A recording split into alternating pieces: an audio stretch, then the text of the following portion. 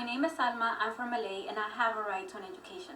My name is Suriel, and I have the right to be with my family. It is but a brief glimpse into a lengthy immigrant youth campaign, pressuring the president and lawmakers to pass immigration reform. I think this announcement, again, came about because of our undocumented youth-led movement. They've organized press conferences, petition drives, I haven't done anything wrong. street protests, and street performances. The I word. Whoa, you mean you're an illegal?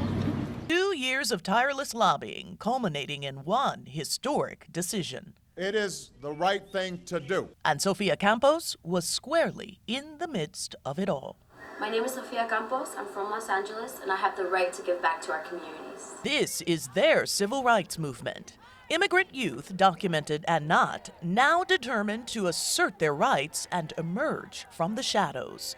They are, she is, undocumented in America and unafraid.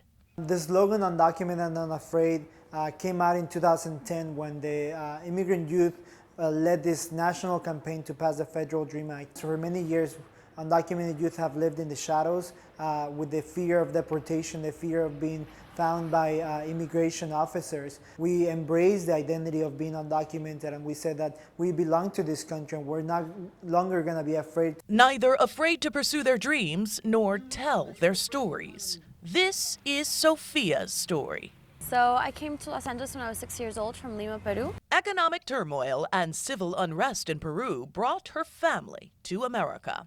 And Sofia excelled here as a young scholar, student athlete, youth leader, and community activist. It wasn't until her senior year in high school, when Sofia, just accepted to UCLA, learned her legal status. And I had to apply for financial aid, and I directly asked them, can I have my social security number? And they hesitantly told me that I didn't have one and that we were undocumented. And so began the difficult journey of transitioning from undocumented childhood to undocumented adulthood. It was feelings of confusion, feelings of a little bit just betrayal. You think you're something, you think you're like everybody else, and then all of a sudden, your hard work, your good grades don't really mean as much. For Sofia, this brought many life contradictions. Income taxes without social benefits, college admission without financial aid, higher education with no legal career opportunities. Rather, her life consisted of multiple odd jobs and many grueling hours. I did a 4-hour commute every day to UCLA and back because I didn't have access to getting a license here because I don't have a social security number. But she does have determination.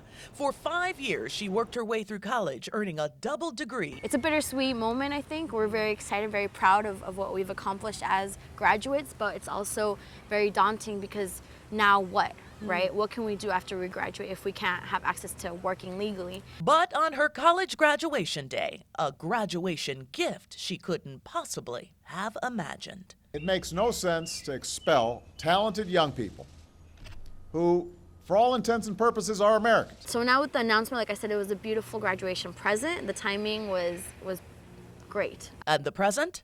Priceless, but possibly fleeting, too. While Sofia can now work legally under the president's new executive order, it is temporary, just 2 years.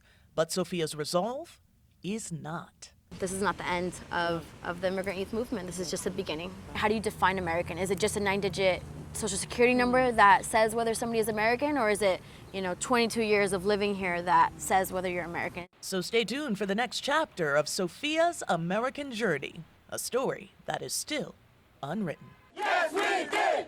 Yakenda McGahee, CCTV, Los Angeles.